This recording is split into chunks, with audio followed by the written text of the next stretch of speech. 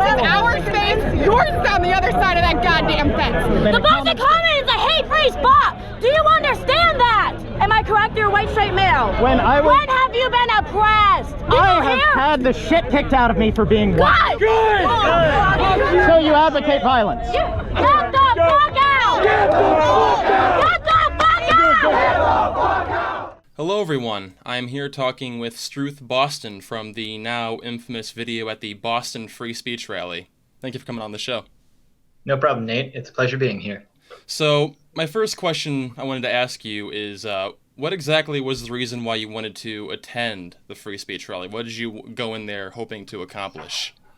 It was very straightforward to me. There was a previous rally that was organized by very similar people back in May. I had attended the rally. It was hilarious. There were mostly internet trolls and neckbeards there, a decent amount of Oath Keepers, which are a sort of semi-military American Pride organization, Gavin McInnes's Proud Boys, and a couple other small groups. But the thing that I noticed was there were no Nazis. There was Antifa, sure, but there were no Nazis. So hearing that this protest, which had been planned months in advance, happening on Boston Common, was getting characterized in social and public media by practically everyone, including the mayor of Boston, as a white supremacist Nazi rally was really disheartening to me. And I knew that I needed to go and I needed to talk to people and tell one side, hey, these people aren't Nazis, and then get video interviews to the other side and say, hey, look at these people. They're crazy. They believe in a magical frog, but they're not whole advocating for white supremacy or whatever filth Chris Cantwell and David Duke are spouting out. Yeah, it's crazy because I've seen all of these mainly left-wing media sources, just painting this entire event as being this neo-Nazi type rally. Yet I remember looking on Facebook at the list of people who'd actually be speaking there, and I think aside from maybe one guy, none of the people on that list were really alt-right people. In fact, I remember at least two of the people on there were left-wing Bernie supporter type people, so it's a pretty diverse group. Those were the people who we ended up with at the actual rally speaking. The headliner, of course, after the Charlottesville thing happened, the organizers of the protest pulled a quick turnaround, disinvited that one controversial character, Augustus Invictus. Actually, I'm probably phrasing this one wrong, but there were original organizers of the rally who had an interest in having a repeat of the May rally. But what happened was after Charlottesville, they got demonized in the media, they lost their jobs, and they had a complete lack of interest in running the rally anymore. But Dr. Shiva, his group picked up the rally, and they've been using it as a political springboard for his campaign coming up against Elizabeth Warren. And I'm not terribly opposed to that because he did make a lot of the media look pretty foolish by saying, hey, I'm an Indian guy with degrees from MIT and I'm leading a white supremacist rally made up of Bernie supporters holding up Black Lives Matter posters. I do really approve of him having the cojones to come out and say, hey, here I am leading this white supremacist rally. How does that make you guys feel? Pretty silly, doesn't it? Yeah, very ballsy for anyone to show up there. So, could you give us a rundown of your day at the Free Speech Rally from beginning to when the police escorted you away? I showed up on my bike, left it on Charles Street, which is right around the corner from the Commons, walked across the lawn, and there's this big hill that's right in front of the bandstand that was obscuring my view. And as soon as I got to the top of the hill, I saw the view that I was more or less expecting, which was it's 10:30 in the morning, and there's about 2,000 to 4,000 people on the outside protesting the protest, and then there's a huge police presence and practically nobody on the bandstand. So I did a fair amount of wandering around. I was pretty nervous to be there, but it definitely went away as the day went on, and I started interviewing people. But my attempts to actually get into the bandstand were pretty well stopped by the police because Shiva's group had started organizing the rally. They were only allowing people who either them or the other organizers or guests knew personally into the bandstand. So while the reports say that there were about 20 people in the bandstand who were there for the original free speech protest, there were probably another 30 to 40 in the crowd that were willing to attend. What was it? There were only a couple of entrances to the actual bandstand. The police had this huge demilitarized zone where everybody was forced to stay out, and there were about 100 policemen inside of it. But the few entrances that there were before they closed down the entire protest, they were completely swarmed by black masked protesters who were sitting there with cameras trying to take pictures of anybody who went in or came out, trying to get an ID on anybody and everybody. And those crowds were so large that it was practically impossible to get to the gates to talk to the police and ask them if you could go in the first place, at which the point the police would say no. Do you think that the majority of the people there were Antifa, though, or do you think most people were more moderate? Absolutely not. I've given the breakdown to several of my other friends as a 90 to 9 to 1% breakdown. 90% of the people there are there for the right reason. They are proud Americans. They respect civil liberties and the rights of other people. They don't want to see Nazis showing up in Boston, and they're there to peacefully protest and show strength and Boston pride. I would definitely say another 9% of people were there for a very similar reason, but had this gut feeling in their heart that if it came to blows and violence, they were there to fight the Nazis and stand up for America. But it's just that last 1% or even 0.5%. The police commissioner described it as even lower, but I think after watching the riot cop videos, it was a good solid 1% of the people there were just there to start fights, cause havoc, and try to install fear into other people or use it as a recruiting ground for their own extremist values. While there were black masked, identity hiding anti-fascists there, or at least people dressed up like them, the people who really started the rough and tumble and most of the screaming and a lot of the physical encounters, they were just regular people. I will remember very vividly for the rest of my life that the lady who was the very first person to put her hands on me is about the same age as my mother and about the same height. And so just to see those sorts of arms start pushing me away while saying, nope, it's time for you to go, it's time for you to go, and realizing that these were all normal people, I believe in the power of large groups of normally smart people going stupid for all the right reasons in their own minds, but they look really silly when you take it out of context with a video camera. So how long were you there until you finally approached the Antifa group that most of your video shows? That would have been around 1:30. I couldn't find a way into the actual rally protest itself. I did a couple hours of trying to hunt around and get in there and just picked up the chance interview whenever I saw somebody who was interesting or willing to talk to me. But there was a additional counter protest that was planning on marching from Roxbury, which had an additional 20,000 people, and the Commons had surged to about a good 10 to 15,000 by 1:30. And it was agreed between the organizers of the free speech rally and the police that a combined crowd of 35,000 people couldn't be handled, and they could not guarantee the safety of 20 in that circumstance. So they closed down the rally a little after 1. It was pretty disheartening to see a bunch of people cheer as they took down the American flags off of the bandstand. But hey, what were you expecting?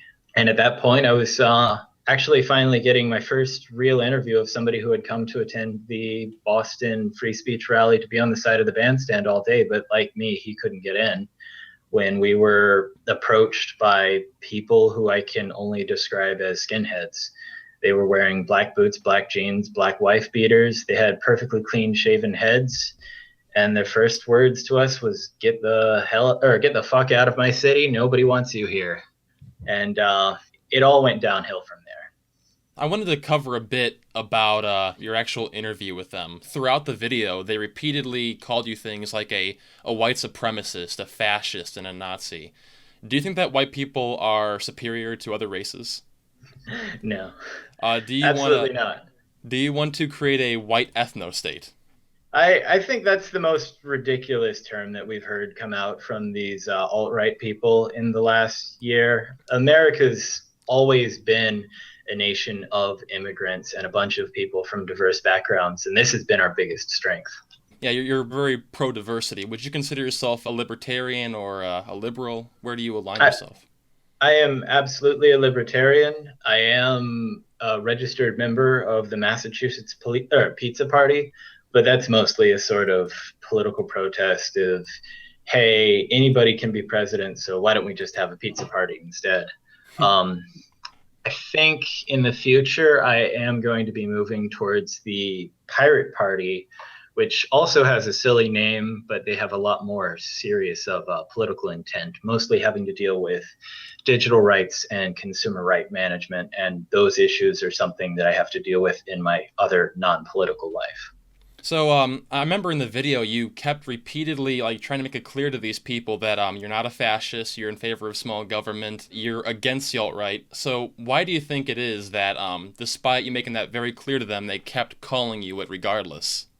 I really think that most of the critics, and I've read most of the YouTube comments, so I know most of you have criticisms, don't really realize how difficult it is to argue with a mob. The situation I was involved in involved at least 6 people trying to talk to me at once who would shout over each other in order to ask me questions or try to identify me as a Nazi. And you can see this in the longer version of one of my videos where there's actually a young gentleman from the Black Lives Matter or Black nationalist group who asks me questions like that straight up, saying, hey, do you want to see Black people killed just because of the color of their skin? No. Oh, well, do you support Chris Cantwell? No. Do you support David Duke? No. Do you support Donald Trump? No. Oh.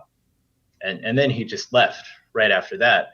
But 2 more screaming people replace him to ask similar questions. So people would keep filtering in and out, and they'd keep asking the same questions to try to figure out if I was a Nazi. And if I was a Nazi, then, they were there to attack me. That's why they showed up to this protest, Q88. And the other bit about it is I could never actually get any of my statements down past a single sentence before I'd be interrupted and I'd have to go answer a different question. So I was just running around in a circle trying to answer other people's questions about me and try to provide some sort of logical response to them. Yeah, I remember there was the one girl with the purple hair and the problem glasses who, like, remember you mentioned she kept interrupting you like 5 times in a row. I get the impression, like, a lot of these people, even if they know you're not a fascist or whatever, they really don't care. Their intention is just merely to shut down any discussion that doesn't align with what they're after. I don't think they're there to shut down discussion. I think that they were led to the protest under false pretenses, and they didn't want to seem foolish. And a lot of these people made trips out of town. Say what you will about the current conspiracy going around in right-wing circles about people getting bussed into these rallies, but a substantial amount of the people on the counter-protest side are not from Boston. They had to take substantial drives to get in. So they've wasted an entire day coming to a city to protest Nazis, and what? There's no Nazis? Well, we better make some Nazis. How did you feel when they were shouting at you and insulting you? Uniquely prepared for that situation. I have been subject to mob violence before, usually about sporting events. I was also wearing my motorcycle gear from riding my motorcycle in, and I was pretty trusting the Boston Police Department because I've had more interactions with them than I'd care to admit.